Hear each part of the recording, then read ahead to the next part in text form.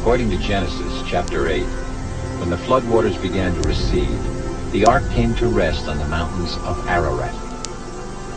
Noah and his family descended the mountain to begin life anew. God had commanded that they should not remain in one place, but should go forth, be fruitful, and replenish the earth. But the descendants of Noah violated God's edict. They settled in the fertile plain between the Tigris and the Euphrates River. When they began building a tower to the heavens, God decided to disperse them. According to the Bible, all the languages of the world had their beginning at one moment in time, the cataclysmic destruction of the legendary Tower of Babel. The biblical story of Babel is completely consistent with all of the evidence. Anyone who denies this fact is simply engaging in fantasy or speculation. Scholars and students of the Bible question the location, even the existence of the land of Shinar. Then in the early part of the last century, archaeologists brought forth thousands of cuneiform tablets like this one.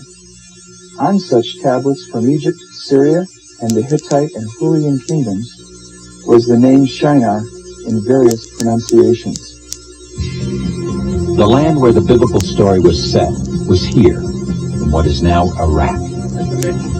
The historians of antiquity, including Alexander the Great, all wrote about having seen the ruins of the Tower of Babel.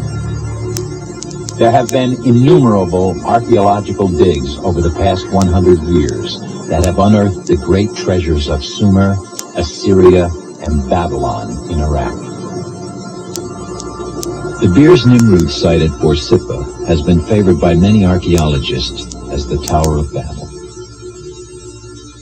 The ziggurat of Ur and the ruins of Entomonachi near Babylon are even more favored. Is one of these sites the possible location for the Tower of Babel?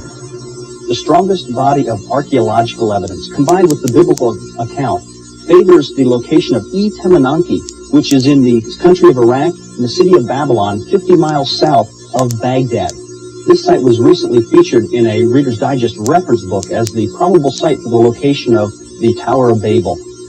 Today, in the city of Babylon, a model of this tower is featured in the Nebuchadnezzar Museum. Not only was there a real Tower of Babel in the past, the tower and the city that bore its name is being rebuilt today by the world's most dangerous dictator. Not only was there a real Tower of Babel in the past, the tower and the city that bore its name is being rebuilt today by the world's most dangerous dictator.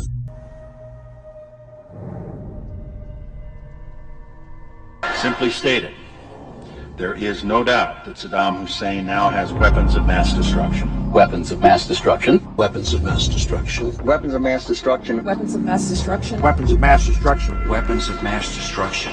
We agree that the Iraqi dictator must not be permitted to threaten America and the world with horrible poisons, diseases, gases, and atomic weapons.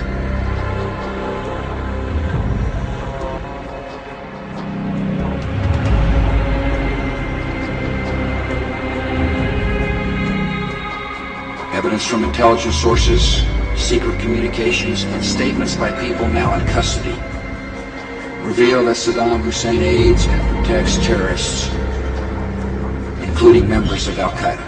I want to put into the record, Mr. Chairman, a page from this document put out by the Bush administration, The Network of Terrorism. It was put out a month after 9/11. A page that says countries where Al-Qaeda or affiliated groups have operated. Iraq is not listed. The temple towers of Mesopotamia were centers for communicating with ancient astronauts. I believe the tower was intended as a communication device, but not with any so-called ancient astronauts, rather with the spirit world of demons and fallen angels. Rather with the spirit world of demons and fallen angels. We have before us the opportunity to forge for ourselves and for future generations a new world order, a world where the rule of law, not the law of the jungle, governs the conduct of nations. When we are successful, and we will be, we have a real chance at this new world order, an order in which a credible United Nations can use its peacekeeping role to fulfill the promise and vision of the UN's founders.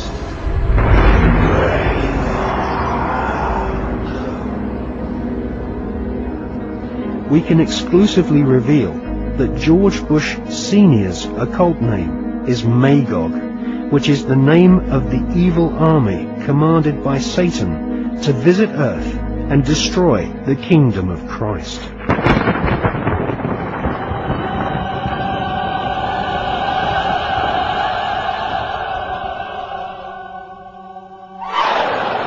These minor antichrists, or Dajjals, herald the era of the great Dajjal, the supreme Antichrist, the premier son of Satan, who will spread terror in the name of peace. So long until they suspend and or make it clear that they that their statements aren't real. Yeah, I believe they want to have the capacity, the knowledge, in order to make a nuclear weapon, and I know it's in the world's interest to prevent them from doing so.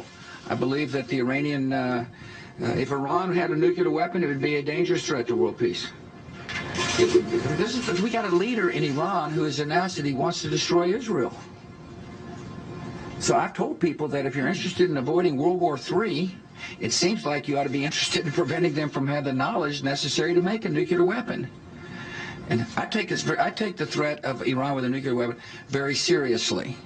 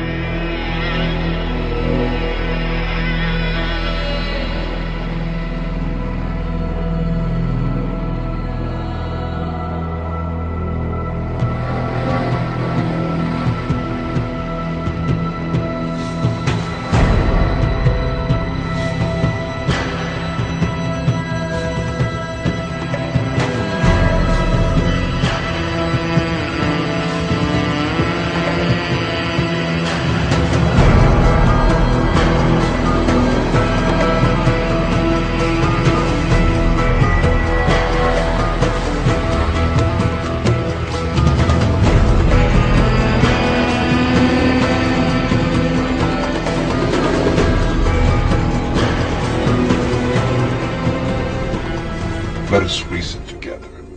It would be a regrettable waste. It would be nothing short of madness for you, brave king, and your valiant troops to perish.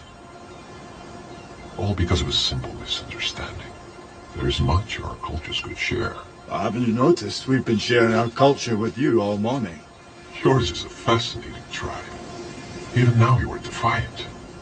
In the face of annihilation, and the presence of a god, it isn't wise to stand against me, Leonidas. Imagine what horrible fate awaits my enemies when I would gladly kill any of my own men for victory. And I would die for any one of mine. You Greeks take pride in your logic. I suggest you imply it. Consider the beautiful land you so vigorously defend. Picture it reduced to ash at my whim.